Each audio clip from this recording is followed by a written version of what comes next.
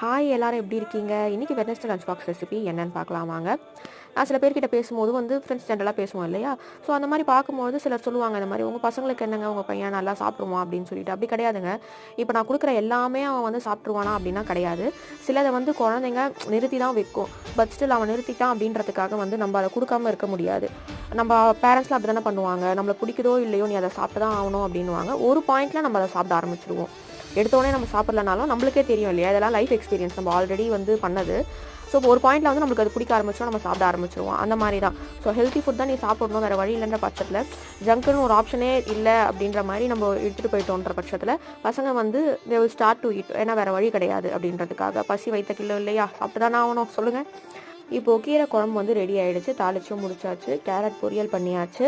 முந்திரி பெப்பர் போட்டு வறுத்து வச்சுருக்காங்க. இதுதான் இன்றைக்கி. So thanks for வாட்சிங்க. இதே மாதிரி இன்னொரு இன்ட்ரெஸ்டிங்கான வீடியோவில் மீட் பண்ணலாம். பாய்.